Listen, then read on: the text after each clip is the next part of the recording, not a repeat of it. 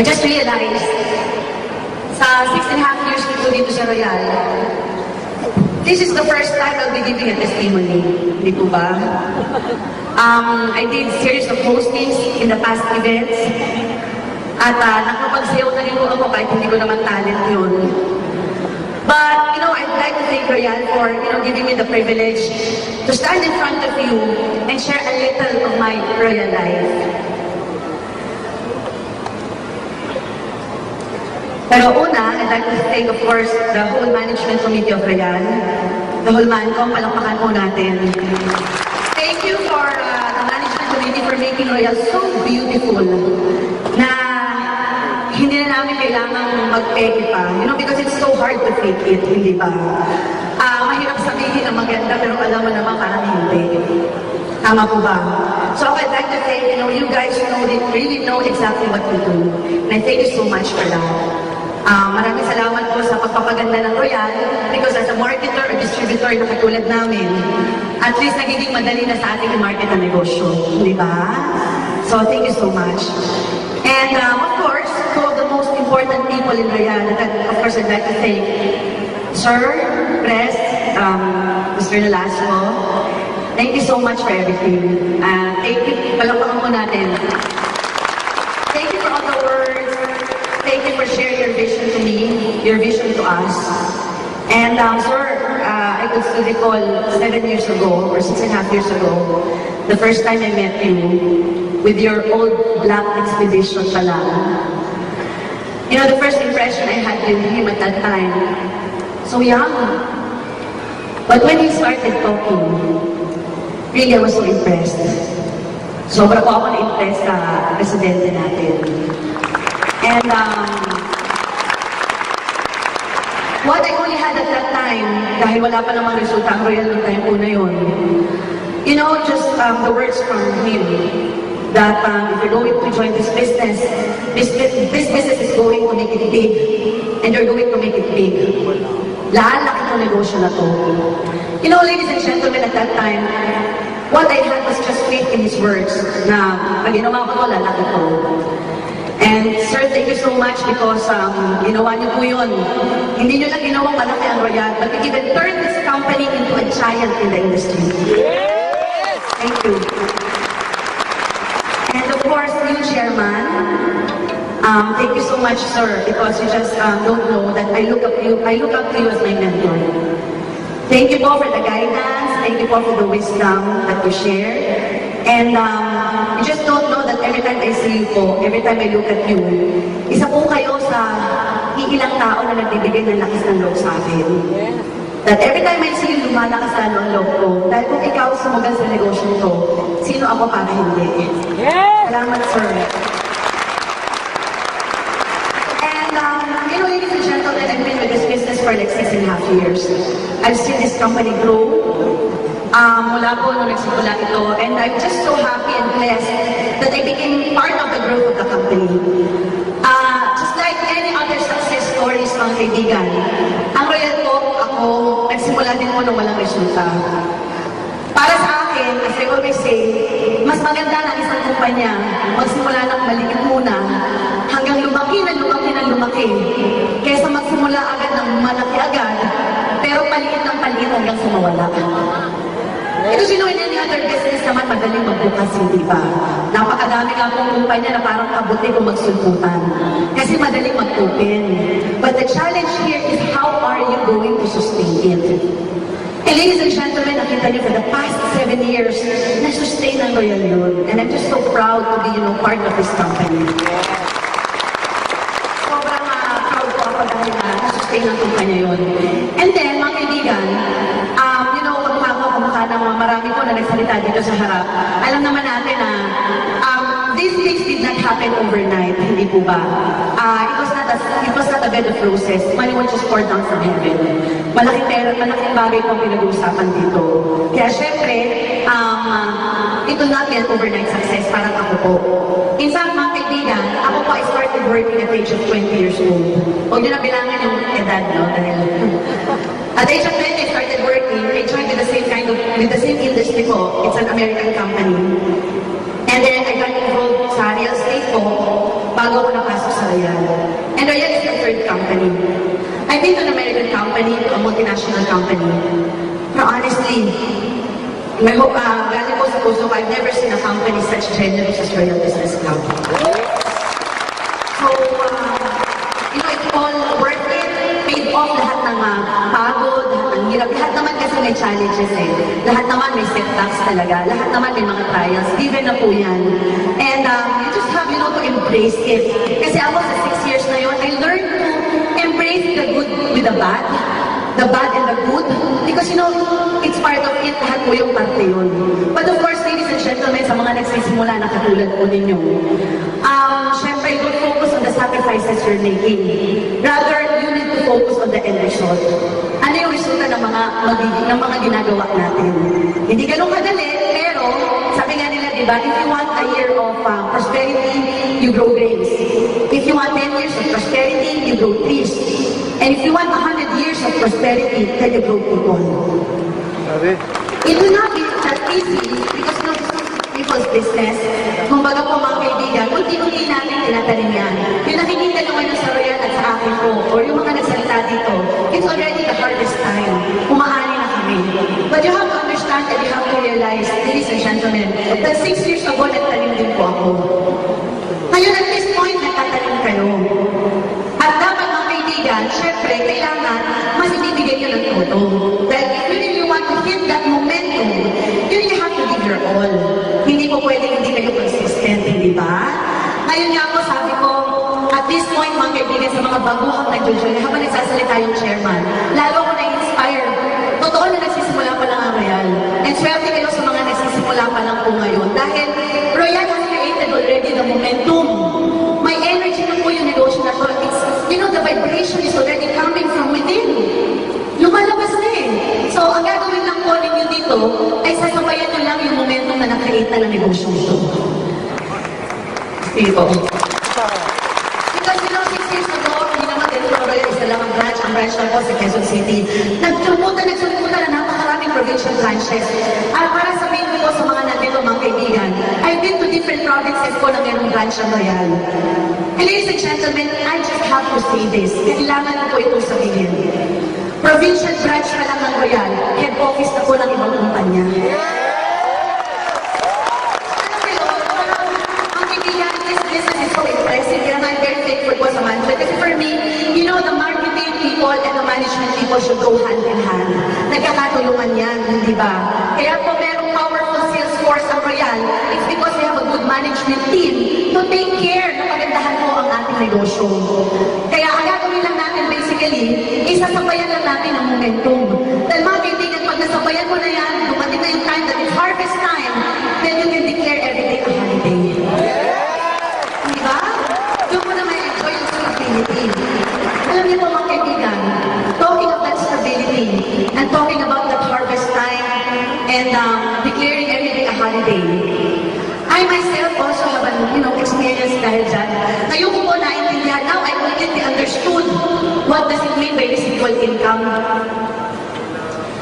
Yung residual income daw, it's a profit made even the work has been finished. Hindi ba? Na kahit hindi ka dito trabaho, kumikita na because unti-unti nagiging stable na yung negosyo mo. Ako po, I thank God, I praise Him, that sa mga nangyari po sa buhay namin. Last year was a tough year for me.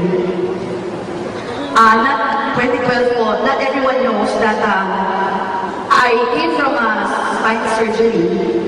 Nagaling po ako sa surgery. And noong time na yun nalaman ko because I got hit when I was a little girl, nagkaroon trauma, and I just took it for granted. Hindi pala pwede yun. Kailangan talaga, you have to be, if you want to become successful, talaga, you have to be physically, mentally, emotionally, spiritually healthy. Lahat na yan sama-sama. Ako, I took it for granted. And then, eventually, when the doctor told me that kailangan ko akong operahan 2 days after lumitaw yung resulta ng MRI. Alam niyo mga kaibigan, noong time na yun, feeling ko bumagsak yung mundo. Kasi isip ko yun, gusto young, napakabata ko kasi pwede rin kumano ako.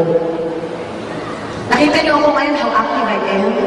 Darating ako, naka-wheelchair, nahulog po ako. Parang, nung panahon na yun, mga kaibigan, hindi ko alam ang gagawin ko. And then, nung natapos ang surgery, was a major operation, so spine ko yun. And then, on my way to, recovery, it was not that easy.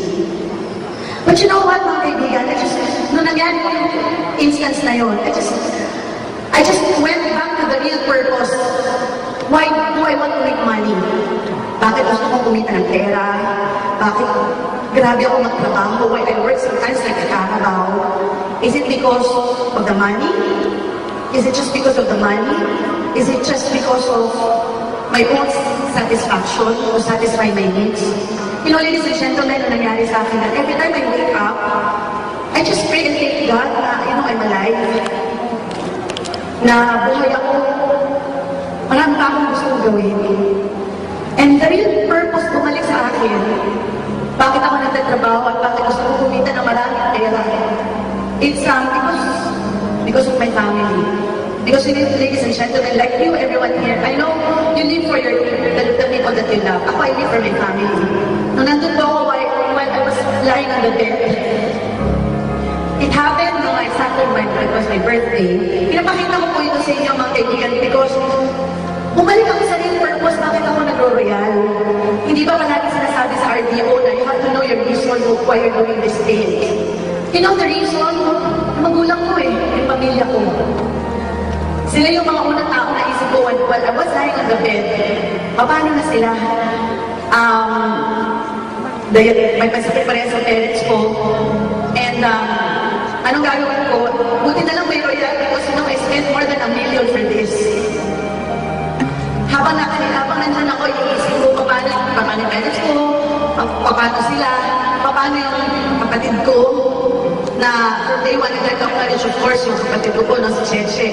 Who's from day one, palapakan naman natin. From day one po, nandoon siya. At taon-taon, nakanganak. Power! Ngayon, na naman, buntis na naman siya. Upline ko yan! Upline ko yan! Naisip ko yun yung mga, people who depend on me. Paano, yung honey ko, baka bigla pag harap kami pa. Seriously. Okay, naisip ko mga kaibigan, people who depend on me, my team. Yung mga, honest to my leaders, na may mga kanya-kanyang pamilya din ang maasa sa kanila. Alam mo, bumalik sa akin lahat ito, sabi ko, kailangan may mangyari. So, alam niyo mga kaibigan, doon ko na-realize na, money is not the most important thing in this world. Hindi naman sa pera ang pinakamahalagang bagay sa mundo. But we have to realize na kailangan po natin ng pera para mapaligay yung pinakamahalagang tao sa buhay natin. Yes! And I just think that, may royal, tuloy-tuloy ang sustento. Tuloy-tuloy po nag-sustento kahit na 7 months, 8 months po hindi ako nagtatrabaho. 7 months, I was forced to rest. I was forced to have a vacation. But doon ko nakita na, nagkaroon ng stability because I have the best leaders in the world. Palakpakan naman natin yung dream team. Guys, I know who you are. I'm just so proud of you. Dahil nakita ko yung concern. Dahil ang nabuo dito sa negosyo ko is just tama yung sinabi kanina na it's a family. And napapasalamat po ako dahil sa mga may-ari na you made us feel that we belong to the family. You know the feeling of, yung sense of belongingness, di ba? Yung alam mong parte ka ng pamilya. At naramdaman ko rin yun sa, team ko, that it's, it's beyond business, they're checking on me, matawag. And then, as much as I would like to, gumalaw na, hindi ko magawa. Pero at that time, I had the time to think things over and assess things over. Doon ko na-realize, mga kaibigan, it's important for everyone here for you to be equipped with this business. Because, of course, not every time your upline will be there. Hindi ko naman sinasabi ko, syempre, ma-opera ng upline. Hindi naman yun. Hindi naman po yun. But of course, you have to remember that this is your business and this is not somebody else's business. Hindi ba? So, you should learn how to stand on your own also. And treat this business as your own. Pag malasakitan niyo po dahil sarili niyo rin itong negosyo. Hindi ba? Ako naman na nangyari yun na nagawa ko dahil na-equip yung mga tao, nakita ko kung paano lumaki. July po ako na-operahan, exactly on my birthday nung nagising po ako. July 20 was my operation. July 21, I just woke up. Birthday ko na, and it's another life. At natutuwa naman po ako dahil for almost 7 months na hindi po ako nagtatrabaho sa Royal. But since I have the best team in the world, I still became the overall top 2 of Royal.